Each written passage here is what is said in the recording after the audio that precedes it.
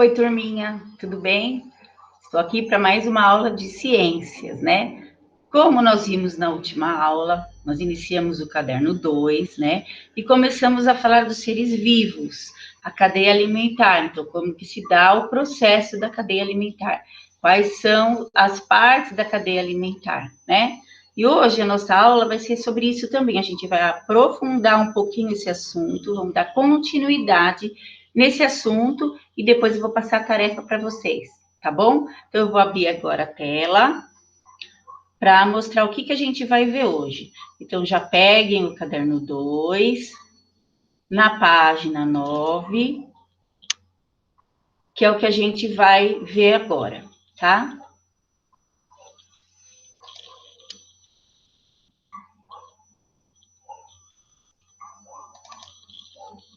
Um minutinho.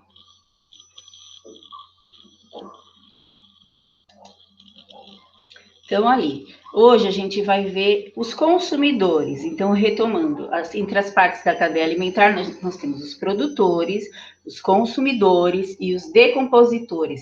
Os produtores são aqueles que produzem o alimento, no caso, as plantas e as algas. Eles produzem, eles não precisam sair em busca de alimento, mesmo porque as plantas estão enraizadas no chão, né? Então, o que ela precisa para produzir esse alimento?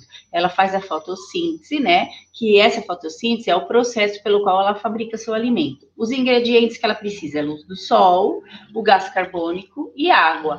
Tendo esses três ingredientes, lá na própria folha, que tem a clorofila, que é uma substância que dá a cor verde para a folha, lá ela faz esse alimento e depois espalha para as partes do corpo. Assim que ela se alimenta, ela exala para o meio ambiente o oxigênio. Então, ela produz seu alimento, então, por isso ela é chamada de produtor. Temos os consumidores, que eles não conseguem produzir o seu próprio alimento, eles precisam ir em busca. E temos também os decompositores, que é a parte importantíssima da cadeia alimentar. Quando o animal morre ou a planta morre, eles vão entrando em decomposição, que através do trabalho dos fungos e das bactérias, eles desmancham aquele ser que não tem mais vida, e depois de um certo tempo, aqueles restos de animais e restos de plantas vão se misturar ao solo, e com o vento, com a chuva, aquilo vai misturar, e aquele solo que recebeu esses restos de animais decompostos vai ficar muito rico em nutrientes.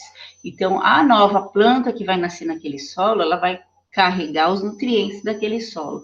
Quem comer aquela planta vai comer também os nutrientes. E assim continua o ciclo, tá bom? Então, a gente vai detalhar hoje os consumidores, tá bom? Classificando os consumidores, que também no vídeo passado eu fiz um esqueminha mostrando que não existe só um tipo de consumidor.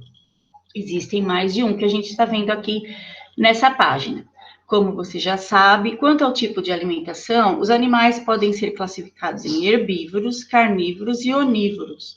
Todos eles fazem parte do nível de consumidores em uma cadeia alimentar. Entre os consumidores, existe uma ordem, como você pode perceber na ilustração abaixo. Note que a seta sempre parte de quem serve de alimento para quem vai se alimentar. Então, partindo do produtor, que são as plantas, né? Quem que vai se alimentar da planta? Os consumidores primários, aqueles que se alimentam dos produtores, como, por exemplo, o peixe que se alimenta de alga. Quem vai se alimentar dos primários? Os consumidores secundários. São aqueles que se alimentam dos consumidores primários, como a garça, que se alimenta do peixe. E depois nós vamos aqui para os consumidores terciários. Quem são os consumidores terciários? São aqueles que se alimentam dos consumidores secundários. E assim sucessivamente. Notem que todas essas outras flechas aqui indicam o decompositor. Por quê? Porque todos os animais, quando morrem, as plantas e os animais, eles entram em decomposição. Então, todos eles são decompositores. Tá? Eles vão acabar morrendo e aí eles vão se desmanchar no solo. Ok? Vamos dar continuidade então na aula. E agora a gente vai ver várias cadeias juntas que acabam formando uma teia. Então, várias cadeias alimentares formam uma teia alimentar. Ao analisarmos um ambiente completo, verificamos que um mesmo ser vivo pode participar de várias cadeias alimentares. Isto é, existem diversas cadeias alimentares acontecendo ao mesmo tempo. A união de várias cadeias alimentares recebe o nome de teia alimentar. Assim, determinado ser vivo pode se alimentar de diversas formas e, ao mesmo tempo, servir de alimento para vários outros organismos, e não apenas para um único. Então, tem animal que vários outros tipos de animais comem. Então, é isso que está querendo dizer. Então, não existe só um exemplo de cadeia alimentar. Aquele animal, ele pode servir de alimento para outros animais e formando outras, e esses outros animais formam outras cadeias alimentares. Então, tem um exemplo aqui embaixo. No esquema abaixo, podemos ter um exemplo de teia alimentar. Podemos verificar que as algas podem servir de alimento para os peixes. Então, aqui está as algas, né? Está servindo de alimento para os peixes e também para o caracol. Já os peixes, eles podem servir de alimento para a garça, para a tartaruga, para o jacaré e para outros peixes. A garça, além de comer os peixes, ela pode comer o sapo. O sapo pode comer as larvas dos peixes e insetos. O jacaré pode comer a garça, a tartaruga, o sapo e os peixes. Então, como tem animais que estão sendo comidos por outros tipos, não só por um tipo, então é por isso que forma essa teia alimentar. Como é possível perceber, são muitas as relações que podem acontecer ao mesmo tempo. Representando essas relações em cadeias alimentares, elas formam um emaranhado de ligações, que constituem, assim, a teia alimentar. Tá? Deu para entender? Então, por que se chama teia? Porque uma cadeia está interligada na outra.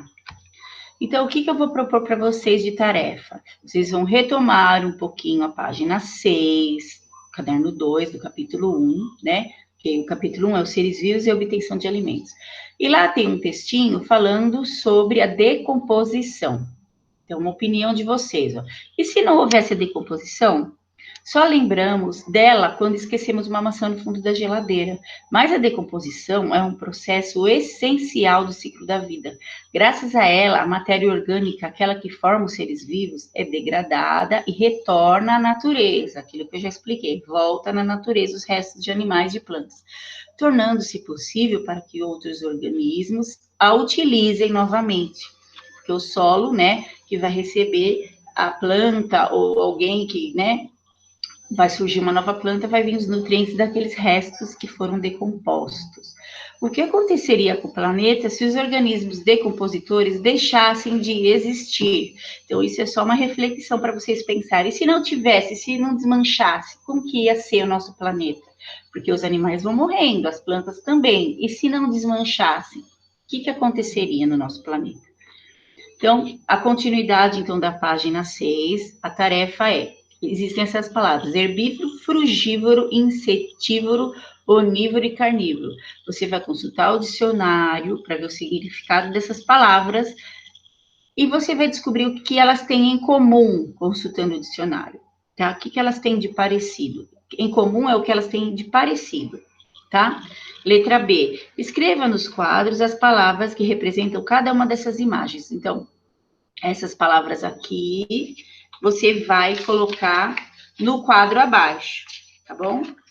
Você vai colocar, então, essas palavras de acordo com a imagem, após ter consultado o dicionário, para saber o que significa, ok? Página 7, mais um textinho para pensarmos sobre a importância dos decompositores, os fungos agora, né? Os fungos e suas formas delirantes. Os fungos são seres que brotam espontaneamente na natureza. Uns são deliciosas iguarias, outros são venenos fatais. Os fungos têm um corpo composto de muita água, aproximadamente 90%. Fora isso, possuem filamentos que contêm quitina, que é um componente da pele dos homens e dos insetos. Por isso, os cogumelos são considerados um caso à parte da natureza, nem vegetais, nem animais. Além de belos, eles são fúteis, possuem enzimas que decompõem resíduos animais, vegetais e, sobretudo, industriais. Eles se alimentam das substâncias que degradam, né, que desmancham. O alimento deles é esse, devolvendo ao solo com elementos mais simples. Assim, eles promovem a reciclagem e a regeneração do ambiente. E isso vale ouro. Então, a partir desse textinho, vem algumas perguntas sobre ele. Então, após a leitura do texto, responda. O que os fungos têm em comum com os animais? Letra A. Letra B. Qual é a importância dos fungos para a natureza? C. Qual é a utilidade dos fungos para os seres humanos? Então, tudo isso está lá no texto, é só retomar se vocês tiverem alguma dúvida. Agora vamos para a tarefa, então são 3 páginas, né? A página 6, a página 7 e a página 8. A página 8. Use os códigos e relacione cada um dos organismos ao seu papel na cadeia alimentar. Então, vocês vão observar a imagem e colocar P se for produtor, C se for consumidor e D se for decompositor. Primeiro exercício. Letra B. Entre os consumidores, quais são animais carnívoros e quais são os herbívoros? Carnívoros que se alimentam dos consumidores, né? E os herbívoros são que se alimentam dos produtores. C. Escolha um dos organismos das imagens e acima e monte uma cadeia alimentar da qual ela faça parte. Dessa imagem aqui, tenta montar um esqueminha de cadeia alimentar, começando com o produtor, aí quem vai comer o produtor, quem que vai comer o consumidor, tá bom? 2. Em qualquer cadeia alimentar, qual é a importância dos produtores e dos decompositores? Aquilo que eu expliquei no começo desse vídeo e no outro também. Por que é tão importante a planta ela nascer com esses nutrientes? De onde vêm esses nutrientes que a planta tem? Do solo. Por que o solo fica com nutrientes? Então, repensem nessa explicação dos decompositores que eu falei para fazer esse exercício, ok? Então, aqui é a explicação da tarefa. Deixa eu voltar aqui para a nossa aula. E essa foi a nossa aula de hoje de ciências, tá? Espero que vocês tenham entendido. Qualquer dúvida na próxima aula a gente comenta. A gente vai corrigir esses exercícios na próxima aula de ciências, tá bom? Então, um beijinho e até a próxima aula. Tchau, tchau.